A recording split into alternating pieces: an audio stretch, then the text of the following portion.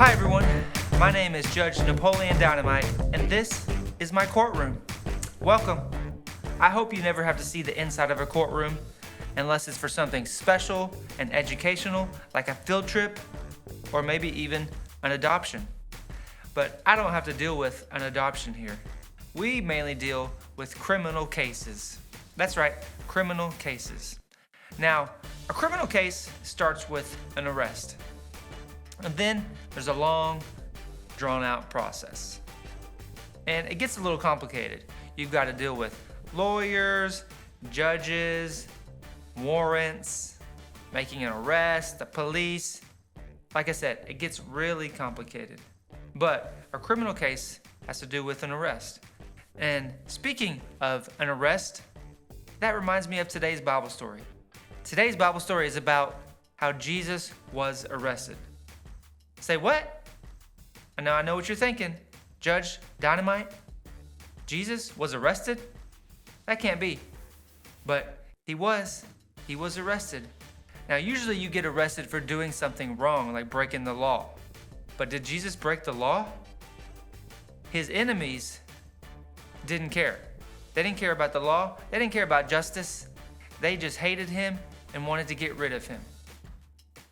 Now that brings me to my big picture question and our big idea for today.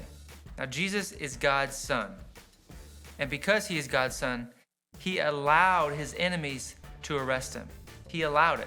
He was in control.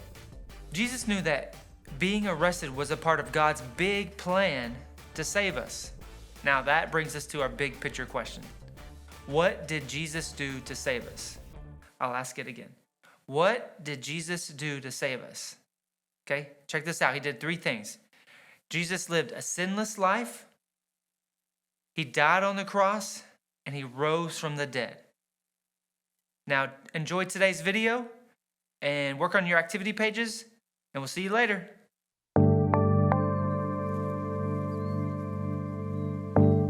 Jesus came with his disciples to a garden called Gethsemane.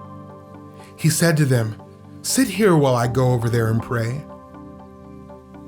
Jesus took 3 of his disciples into the garden, and Jesus became very sad and troubled. Jesus told the 3 disciples to stay there, and he went a little farther.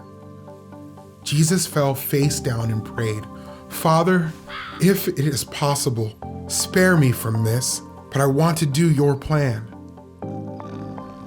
Jesus came back and found the 3 disciples asleep. He asked Peter, "Couldn't you stay awake with me for 1 hour?" Jesus went away and prayed a second time. Then he found his disciples sleeping again. He said, "Are you still asleep? Get up, for it is almost time. Someone is going to betray me." Suddenly, Judas arrived with a large crowd carrying swords and clubs.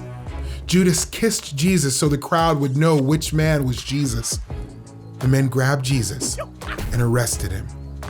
Peter pulled out his sword to fight the man, but Jesus told Peter to put away his sword. Jesus said, "Isn't this what God planned all along?" Jesus' followers ran away, but Peter stayed nearby to watch. The men who arrested Jesus led him to the house of Caiaphas, the high priest. The religious leaders wanted a reason to kill Jesus, but they couldn't find one. The high priest asked, "Do you have anything to say? Are you the Messiah, the Son of God?" Jesus replied, "Yes, that's right." The high priest said, "Aha, he has spoken against God." Caiaphas and the religious leaders did not want to believe that Jesus is God's son. They said Jesus was lying, but Jesus was telling the truth. The crowd said, "He deserves to die." They spit in Jesus' face and hit him. A servant saw Peter and asked, "Aren't you one of Jesus' disciples?" "No, I'm not," Peter said.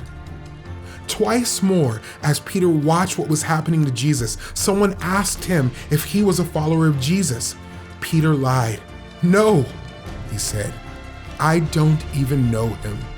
The next morning, the religious leaders decided how they would kill Jesus. Then they took him to Pilate, the governor.